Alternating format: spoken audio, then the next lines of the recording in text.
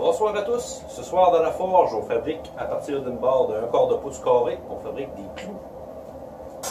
Et vous êtes avec moi, je vous montre ça. Évidemment, on commence par un bon feu chaud dans notre forge. Une fois que notre forge est réchauffée comme il faut, on va juste placer notre acier dedans. Pas trop haut, pas trop bas. Dans le fond du feu de forge, la chaleur elle se produit plus haut, donc ça ne chauffe pas bien. Si on le met trop haut dans le feu, on a un trop gros monticule, ben, ce que ça va faire, c'est qu'on ne chauffera pas égal. Voilà, on va chauffer trop. Quand on a obtenu une bonne côte comme ça, c'est le temps de procéder. Je vous revois à l'enclume. Il faut commencer par forger le taper.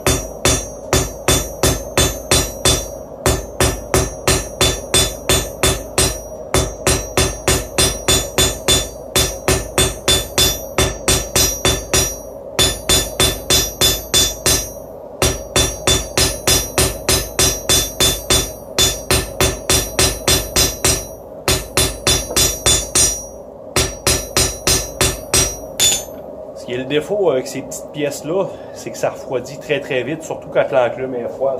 Il faut chauffer souvent. Je vous avouerai honnêtement que j'ai jamais réussi à faire un clou en une seule chauffe.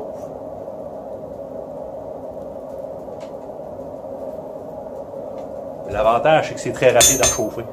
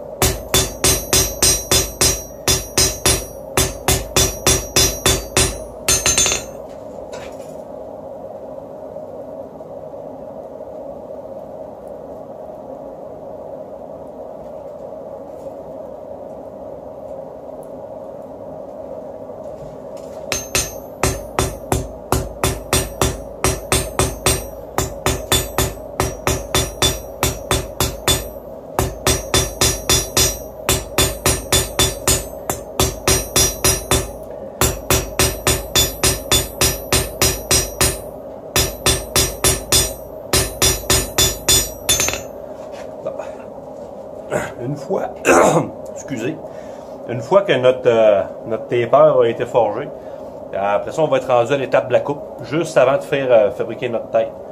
À ce moment-là, c'est de mise de pouvoir se garder une paire de pinces proche quand on va être prêt à couper. Pour ce qui est des longueurs, question de répétitivité, moi ce que j'ai fait, je ne sais pas si vous allez voir à l'écran, mais je me suis fait une barre de craie. Je veux des clous d'1,5 pouce. Et je me suis fait une barre de craie à 1,5 pouce du bord de mon enclume, ce qui va faire que je vais pouvoir remarquer où est-ce que je vais couper. Puis je vais m'en aller ensuite sur mon cut-off. Bon, je vais le couper, puis après ça on va aller faire la tête.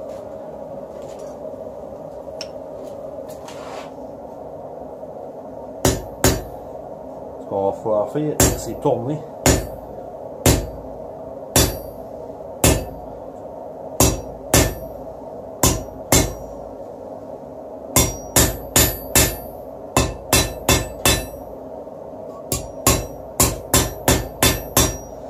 Quand on voit qu'on est à veille d'avoir fini de couper le clou, ce qu'on fait, on prend les pinces, puis on vient juste le casser comme ça. Après ça, avec les pinces, on va retourner le chauffer, puis je vous amène fabriquer la tête. On se prépare à agir très rapidement.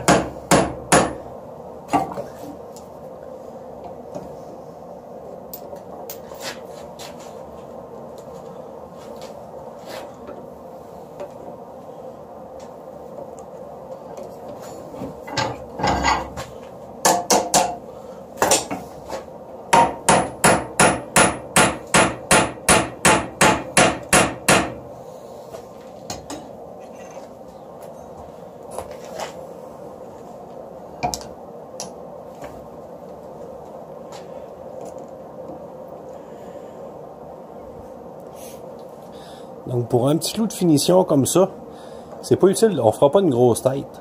Tout ce qu'on veut, c'est juste venir aplatir un peu le bout. Et souvent, ce que les gens recherchent, c'est de conserver l'aspect vraiment carré, forgé du clou. Donc dans le fond, c'est ça qu'on essaie de reproduire. Là, une fois, pour avoir une finition noire, ce qu'on va vouloir faire, quand le clou est encore chaud, on va l'envoyer dans l'huile. Puis c'est l'huile qui va noircir notre surface.